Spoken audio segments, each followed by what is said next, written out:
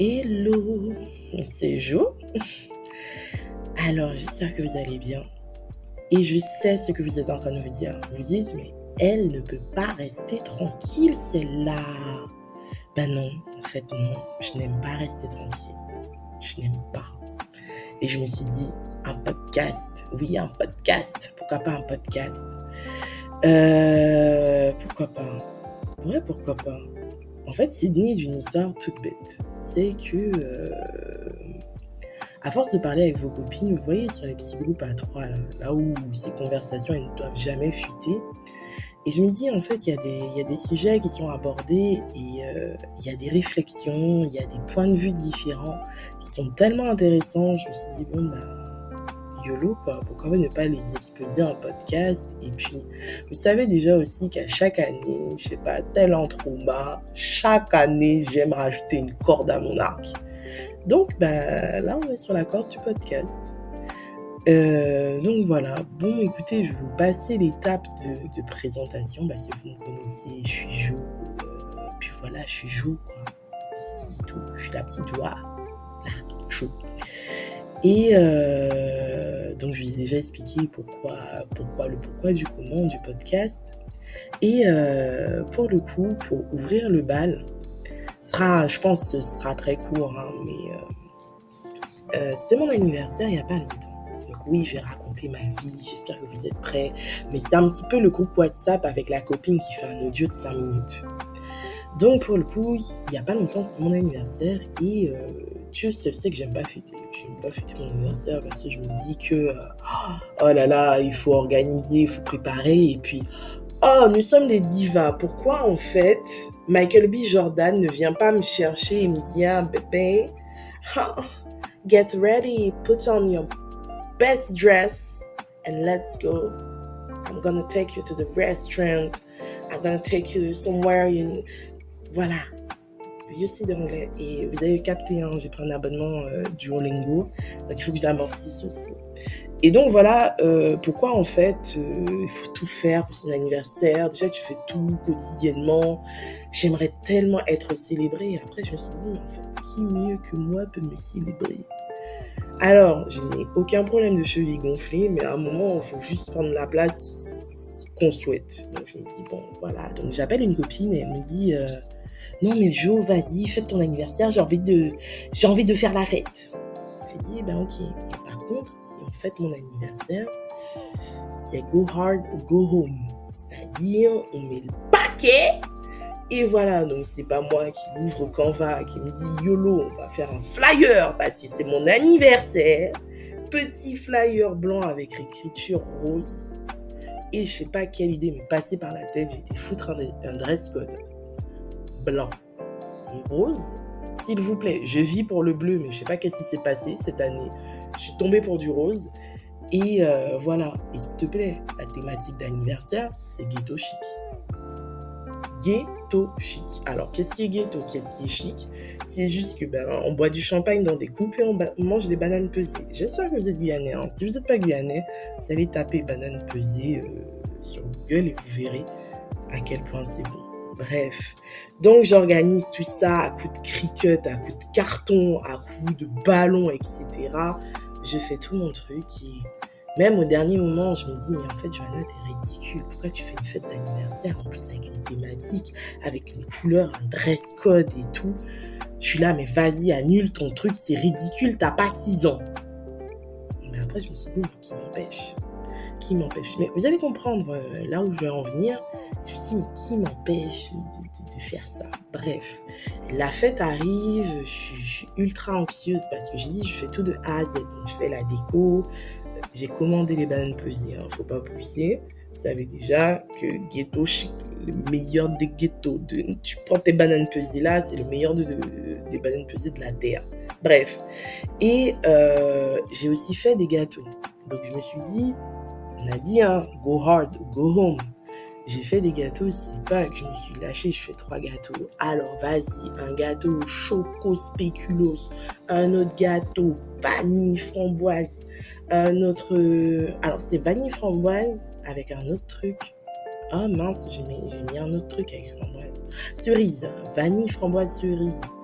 Et le dernier, je sais pas, à force de scroller sur Insta, j'avais envie d'un gâteau mangue ananas citron vert. Donc c'est pas moi en PLS parce que Miss Bento Cake, franchement c'est un truc que je ne maîtrisais pas. Et puis des fois, bon, vous savez, vous essayez de faire lever un gâteau, vous sortez la plus jolie crêpe du quartier. Bon, bref. Et donc je fais mon truc, gâteau, topper, bon bref, j'étais à fond. Et je me suis dit, bon ben Johanna, allez, go. C'est pas aussi que quand j'ai ouvert mon armoire, j'ai vu qu'il n'y avait pas de rose. Donc je me suis dit, soit je suis le plus joli zèbre parmi du rose, parce que j'avais une jolie robe zébrée.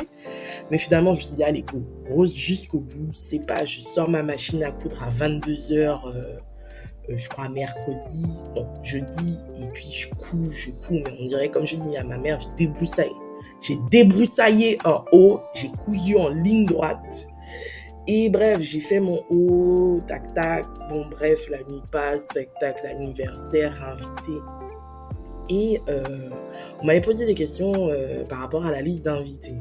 Et bon, voilà, déjà que je sais que je suis une extra introvertie, je voulais pas faire un grand truc, mais en même temps, je voulais pas que ce soit totalement petit, puisque je me suis dit, mais tu vas pas investir juste pour 3 personnes. Donc voilà, donc j'ai fait des choix tout simplement, et j'ai invité les personnes que j'ai le plus vues cette année.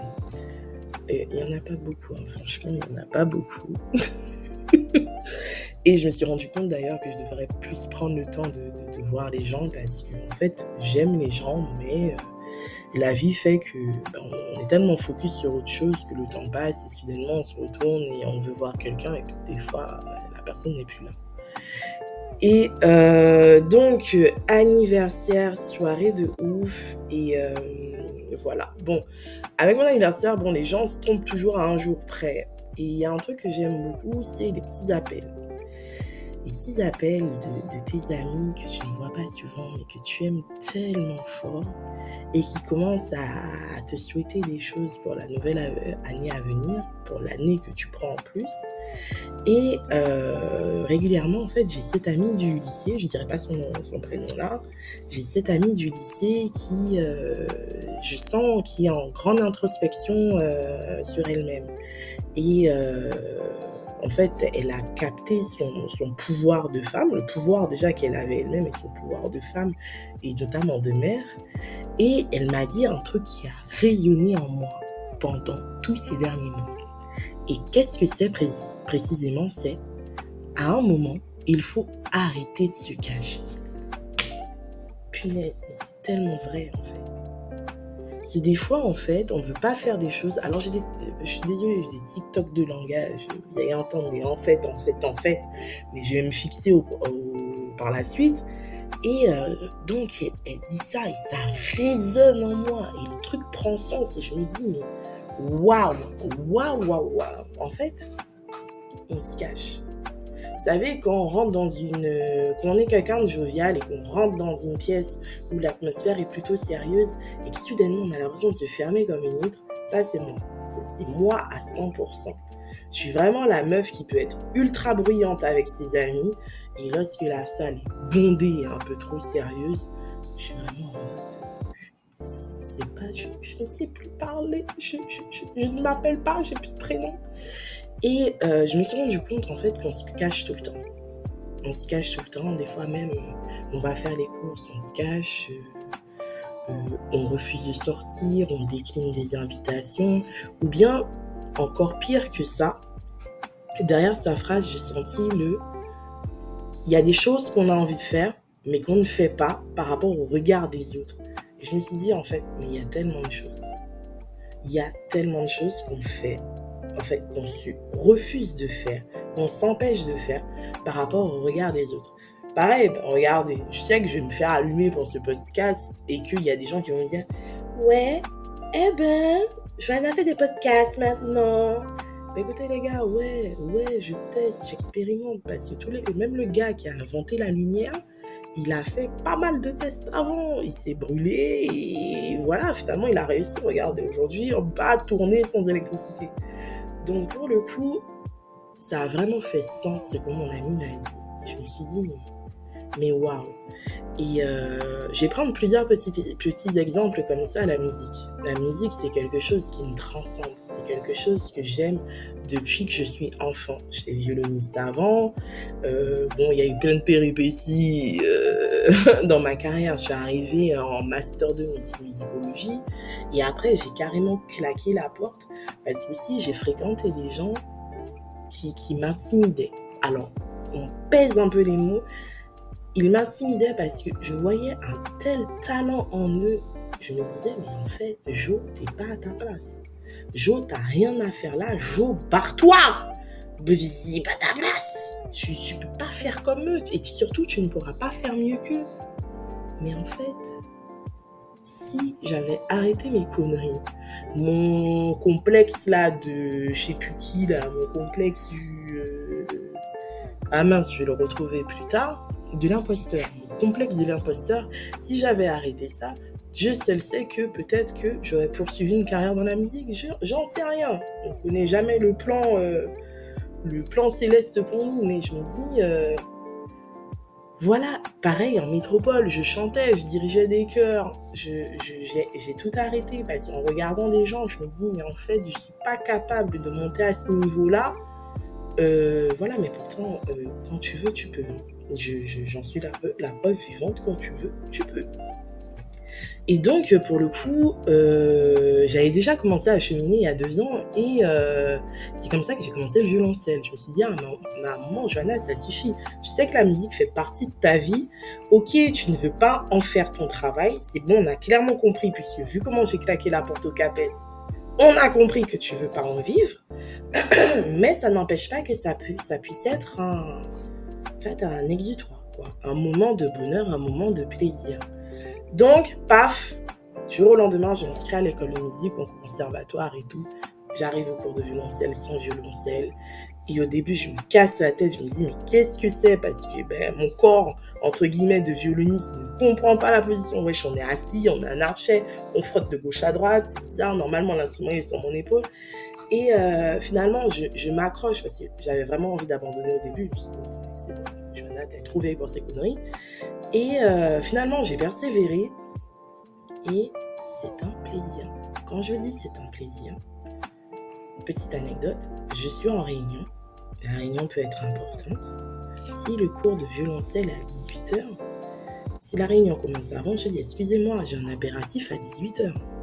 Et je peux vous dire que, comment dire, qui est parti courir, je vais à mon violoncelle. Et je trouve ça formidable. Déjà que j'ai un prof formidable, je trouve ça formidable.